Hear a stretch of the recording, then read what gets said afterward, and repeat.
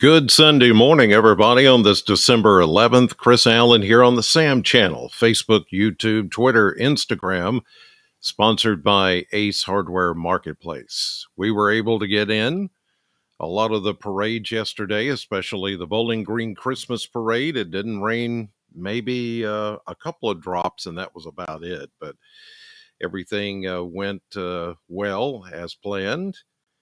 For the rescheduling. Now, there were some showers in between some of the early parades and the late parades, but most of that came to an end just about an hour or two before sunset. And as we look at things this morning, it is very quiet, but it is foggy. And as you can see, there's a lot of cloud cover across the area. We just had a cold front pass through, a weak cold front. But with it comes some clouds and fog and even a little bit of patchy drizzle this morning. But other than that, we're looking at a fairly quiet day across southern Kentucky and northern Middle Tennessee. Over the next 10 days, it's going to begin quiet, and it's also going to begin um, with a little bit more of a warming trend before some really cold air begins to take over in the toward the end of next week. As you can see, we've got 50s today, maybe low to mid 50s, same for tomorrow, upper 50s to near 60 as we get into Tuesday and Wednesday. And then Thursday looks to be the transition from the mild seasonable weather to below seasonable weather and temperatures. As you can see, we're talking highs in the 30s to only around 40, and then lows, you can see there, 20s, maybe even colder than that as we get into this next weekend and the beginning of next week. So things are going to change for the colder in the days to come. Let's check things out this morning with the Kentucky Mesonet Network from WKU, and temperatures starting in the 40s all across the area. There may be a 50 or so thrown in there. What I'd also like to do is, as we check some of these numbers, is to check how much additional precipitation we picked up, rainfall, on the order of a tenth of an inch or less. The higher amounts were in far western Kentucky, a third of an inch or so, and everybody else just lighter, hardly anything in north central or eastern Kentucky. It was all here and to the west and right along the Ohio River. That's all we saw yesterday, even though I know it seemed like it was probably a lot more. At the airport, they only recorded 600ths of an inch of rain, but it rained very slowly and very steadily there for a few hours during the middle part of the day and into the early afternoon. And it was that just gentle rainfall that made it seem like, and it was stretched out over a period of a couple of hours. You would have thought, well, we surely picked up more than a half inch, an inch in some cases. No, it was on the order of a tenth of an inch or less in most cases until you went back into far western Kentucky. All right, now let's take a look at the future here with predicted temperatures for your Sunday, starting in the 40s this morning, and not a lot of warmth going into today. We'll get into the low 50s, maybe 52, 53. Maybe a couple of places could hit the mid 50s closer to the Tennessee border. North of us, it's just going to stay in the mid to upper 40s. And then tonight we'll drop into the 30s, a little bit colder. And just like this morning, again, tomorrow morning, patchy fog. And that fog has been with us for the past few mornings. And if you're on your way to church and maybe you're out before sunrise, you're going to get some very low visibility. So be careful this morning if you're out. 30s for tonight, and then we get into the mid to upper 40s tomorrow, slightly close to 50 for some of you near the Tennessee border, much cooler off to the north. It's going to be a quiet day, and we may actually finally see some sunshine through these clouds. I know we've had some very kind of dark and gloomy days the past few days, and we need the rain, but it would be nice to see a little bit of sunshine. And we may not get that opportunity today. It may come more tomorrow, but we'll see if we can work some dry air in here or see some of it working its way in. Here's a look at the surface map, and you can see that we've got the front just passing through the area this morning, very weak front. It gets hung up a little bit because of these waves of low pressure along the Gulf Coast and just south of us. That's where the rain and thunderstorms are going to be this morning through midday, and then it moves a little bit further south. High pressure here takes over for us and begins to dry us out some.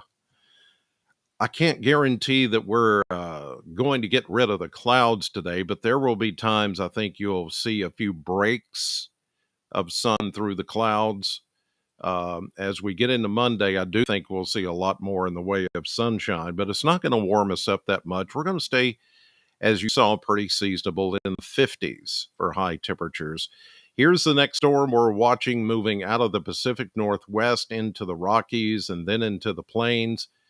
This is Monday midday, Monday afternoon into Tuesday morning. Here it comes. And this is kind of a whopper of a storm. It's going to wreak havoc here with heavy snows, almost blizzard-like conditions. You can see the tight lines here. That means there's a lot of wind on either side of that low pressure system as it deepens. And then once it starts to pick up Gulf moisture, it's going to really throw down a lot of stuff. On the cold side, it's going to be mainly snow. On the warm side, rain and, yes, thunderstorms, possibly some severe weather. But I think for us, as you see here with the dark reds, that severe weather threat's going to stay further south of us. That's not to say we would uh, perhaps a gusty thunderstorm or so on Wednesday night into Thursday or even Tuesday night into Wednesday.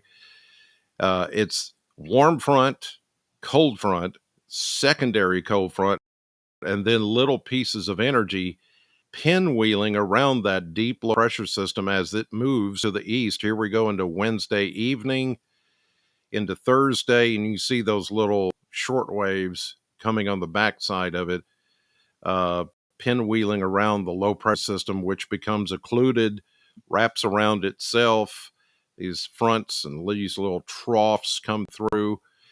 Most of everything will be done by Thursday, but it will be windy and colder.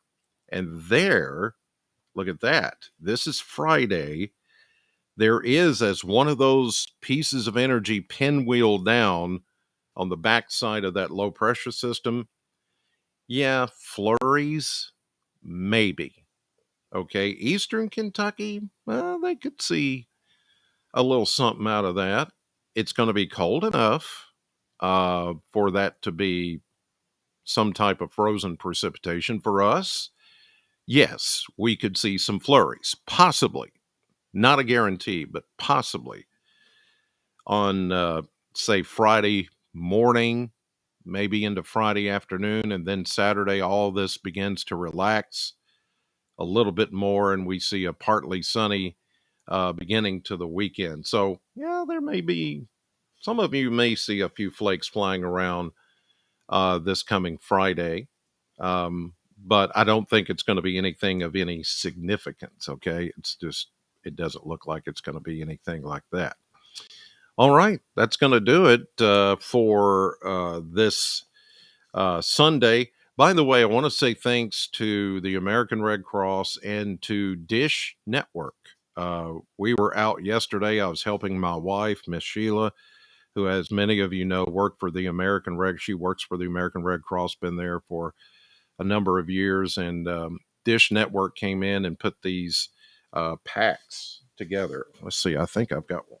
Yeah, I do have one. It was really cool that they did this. As you see, it says dish. Well, let me get it here. Dish cares.